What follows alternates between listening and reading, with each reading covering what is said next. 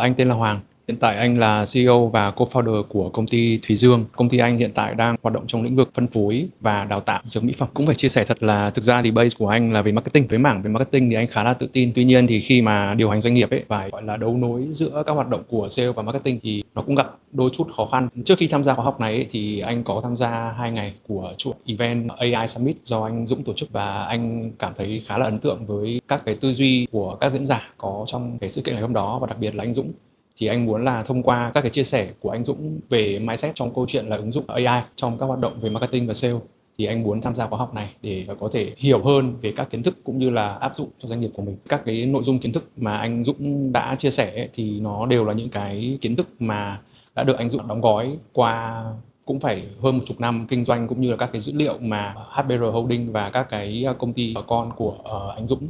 Và điều mà anh cảm thấy tâm đắc nhất đấy là sau khi mà có những cái kiến thức và những cái dữ liệu từ ERP thì anh Dũng đã đóng gói thành các cái skill, và bản thân anh được thực hành dựa trên những cái skill đó thì nó sẽ giúp cho anh vừa có kiến thức và sau khi mà kết thúc khóa học thì anh có thể có được sản phẩm mang về. Cũng phải chia sẻ một xíu là anh thì anh cũng có biết anh Dũng từ năm 2015, chắc là một vài năm sau khi mà anh Dũng thành lập Lăng Master. Trước đó thì anh cũng đã rất là ấn tượng với anh về cái tư duy cũng như là cái khả năng trong việc là tổng hợp kiến thức, và anh Dũng cũng là một người mà đi học và cập nhật các kiến thức rất là nhiều. Thì ở anh Dũng anh tin là về những cái kiến thức thì thay bằng việc là anh phải tự tìm hiểu thì anh có thể tham gia những cái khóa đào tạo của anh Dũng để anh Dũng có thể giúp anh tổng hợp được các cái thông tin đó. Và một điều quan trọng nữa là hiện tại thì đang là kỷ nguyên của AI, và anh tin là những cái kiến thức mà anh Dũng có được và đối chiếu với những cái xu hướng mới nhất về công nghệ